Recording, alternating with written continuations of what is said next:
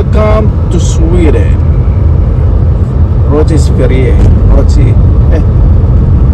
Sverige. Ano po yun? Sweden. Suomi, Finland.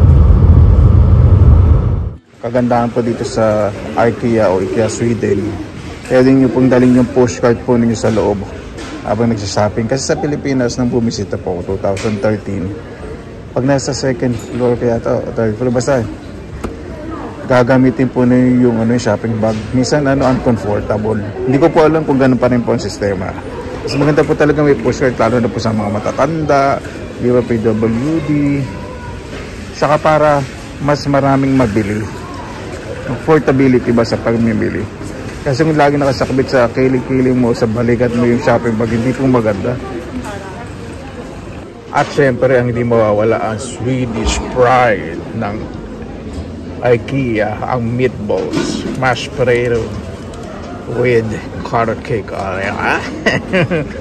Paborito po pag pumunta sa IKEA. Medyo maraming tao po ngayon. Nakakatuwa po dito sa Sweden, Norway, Finland. Mga tahimik lang po mga tao. Hindi po masyadong papansin. Saka hindi sila feeling masyadong entitled, yung masyadong pasosyal, hindi po. Wala akong nakikita. Ako lang yung pasosyal yata dito. Kung ganito naman pupuntahan nyo, tahimik yung mga namimili. Nakakatuwa. Makakapag-concentrate kayo. Saka wala po sila ditong susunod-sunod na mga sales clerk. Ano po kasi sa kanila, iba po yung culture nila. Kayo po magtatanong sa kanila. Kaya pag pupunta po kayo dito sa Sweden, Norway, or Finland, pag po kayo mag-expect na sobrang prima donna po kayo, para kayo may-ari ng mga tindahan, hindi po kayo po lalapit sa kanila para po humingi ng tulong kung may hinahanap kayo. Ano po talaga culture po dito. Maganda po dito sa IKEA. May mga design po sila. Yung inspirational design o inspiration. Napakasarap po. Kasi kung matatry nyo talaga. Ganda lang yung design. Inspiring.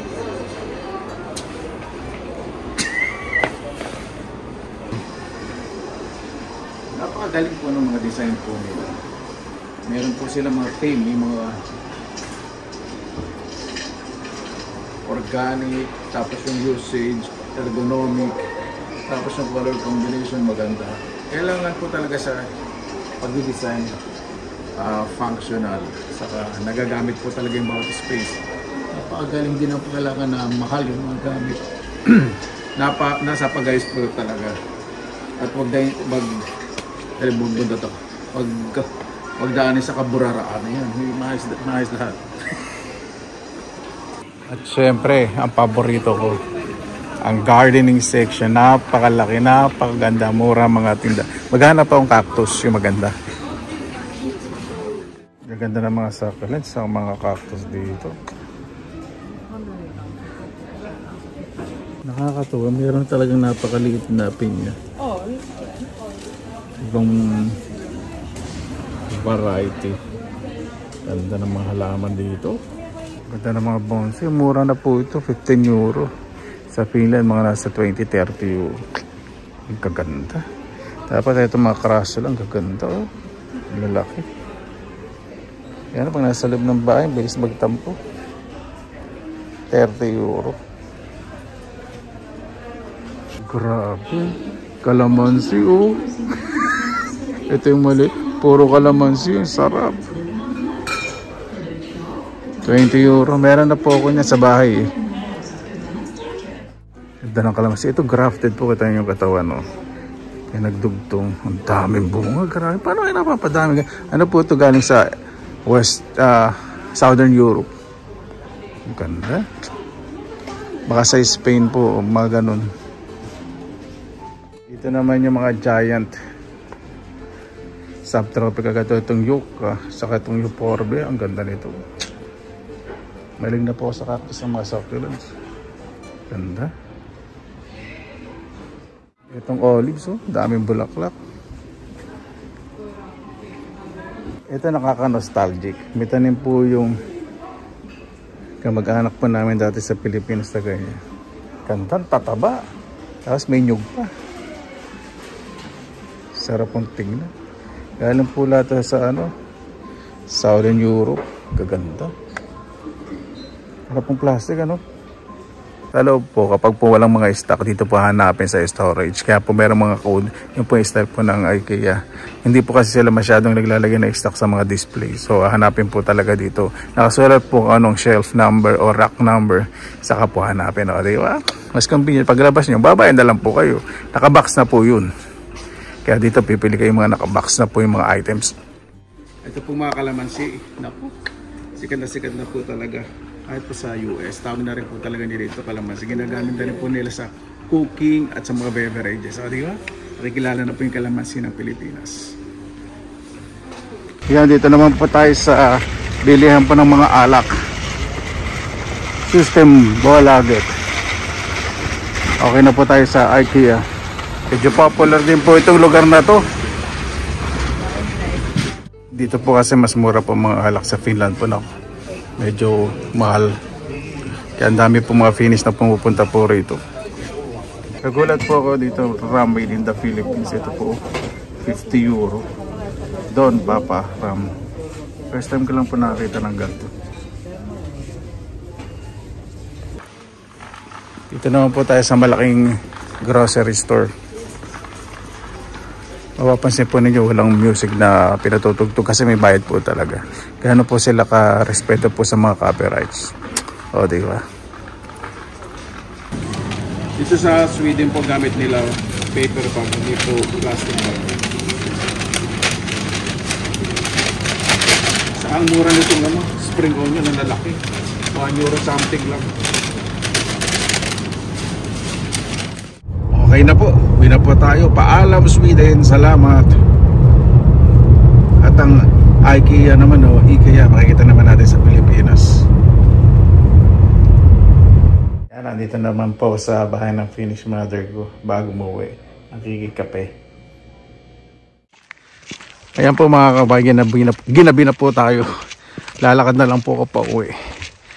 Dito napaka-safe naman po kahit anong oras po kayo maglakad dito Wala naman pong mananakit po sa inyo o mambubuli po sa inyo. Mga tao po kasi dito talagang ewan ko po, mahirap po kasi siyempre compare sa Pilipinas.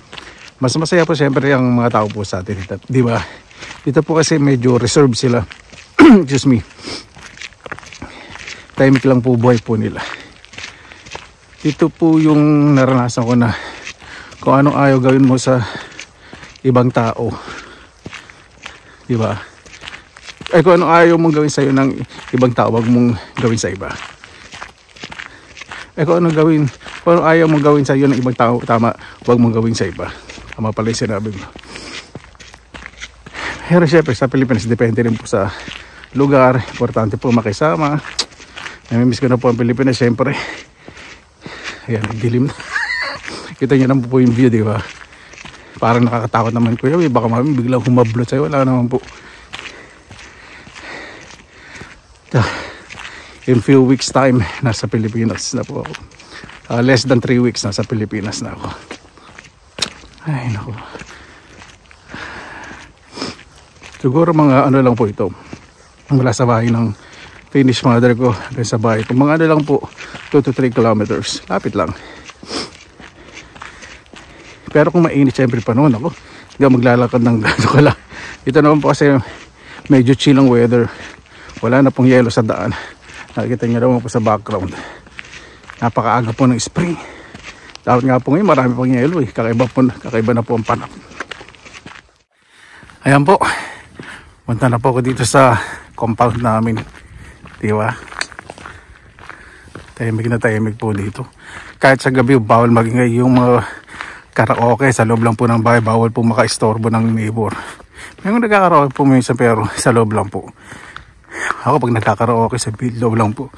Yun po kasi batas dito Bawal ng disturbance. Lalo na sa gantong oras, bawal din po magingay o tumalak ng malakas o sumigaw. At sa gabi, ito po itsurang ng aking front yard. Pinubuksan ko po ilaw para maingit po yung mga kapitbahay sa ayos sa social na dating. Ayan po mga kababayan, dito na po sa bayan at maglalakad po muna po.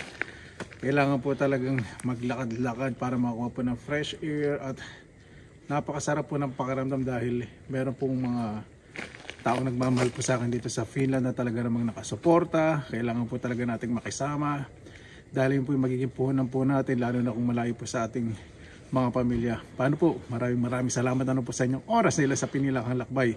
Basta lagi po tayong positive vibes, good vibes. God bless, ingat po lagi, magandang araw. Laban lang.